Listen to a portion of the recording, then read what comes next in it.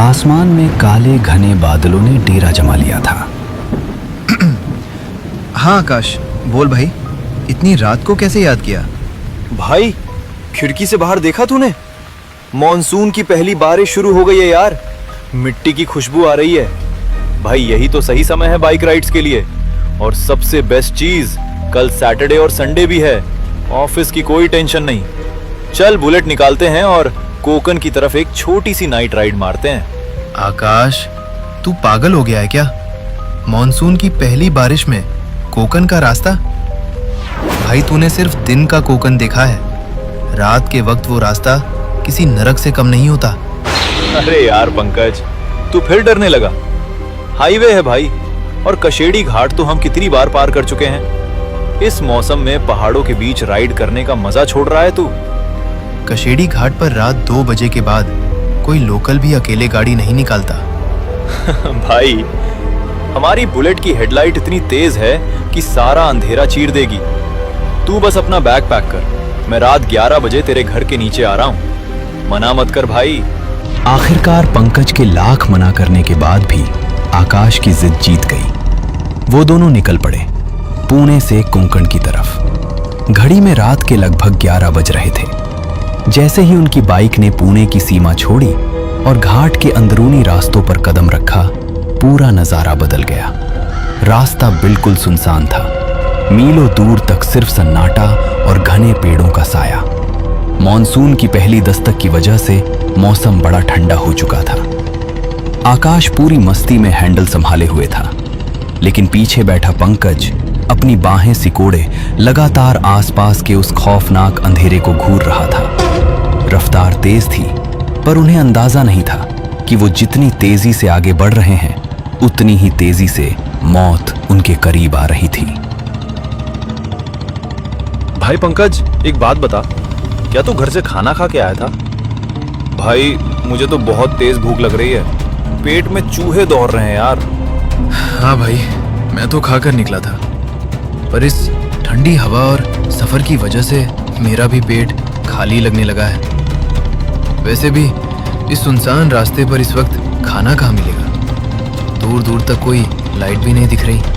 अरे हाईवे का रास्ता है, कहीं ना कहीं कुछ तो मिल ही जाएगा। एक काम करते हैं, आगे कोई भी छोटा मोटा ढाबा या चाय की टपरी दिखेगी ना, तो वहीं गाड़ी रोक लेंगे। आराम से बैठेंगे, कड़क चाय पियेंगे और साथ में कुछ गर्मा गर्म स्नैक्स खाएंगे। थोड़ी थकान भी उतर जाएगी। हाँ भाई, ये ठीक रहेगा। वैसे भी इस सन्नाटे में लगातार बाइक पर बैठे बैठे मेरी पीठ अकड़ गई है। तू बस गाड़ी संभाल के चला, और जैसे ही कोई लाइट दिखे वहीं रोक लेना। सुनसान सड़क पर कुछ दूर आगे जाते ही अंधेरे को चीरती हुई बुलेट की हेडलाइट एक छोटी सी जगह पर जाकर थमी। दुकान के अंदर एक बूढ़ा आदमी, जिसकी आंखें गहरी और चेहरा झुर्रियों से भरा था। अरे बाबा, शुक्र है आपकी दुकान खुली थी, वरना इस घाट पर तो जान निकल जाती। क्या है आपके पास खाने के लिए? कुछ गर्मा गर्म मिलेगा? सिर्फ कटिंग चाय मिलेगी साहब, और पार्सल के लिए कुछ स्नैक्स हैं। पर इतनी घनी रात को इस मौसम में कहाँ जा रहे हो तुम दोनों? अरे बाबा, हम पुणे से आ रहे हैं, कोकन की तरफ जा रहे हैं। मॉनसून की पहली बारिश का मजा लेने निकले हैं। कोकन का नाम सुनते ही उस बूढ़े चाय वाले के हाथ जैसे वहीं जम गए। कोंकण? वो भी इस वक्त? बेटा, आगे कशेड़ी घाट का रास्ता है, संभल के जाना। तुम ठहरे शहर के बच्चे, हमारी इन बातों को अंधविश्वास समझोगे। मेरी बात तो मानोगे नहीं, पर तुम्हें बता दूं, आगे का रास्ता बहुत खतरनाक है, बहुत ज्यादा। पंकज, जो पहले से ही डरा हुआ था, चाय वाले की बातें सुनकर और सहम जाता है। उसका दिल तेजी से धड़कने लगता है। बाबा, खतरनाक मतलब? आपके कहने का क्या मतलब है? रास्ता खराब है या कुछ और बात है? आप हमें डरा क्यों रहे हो?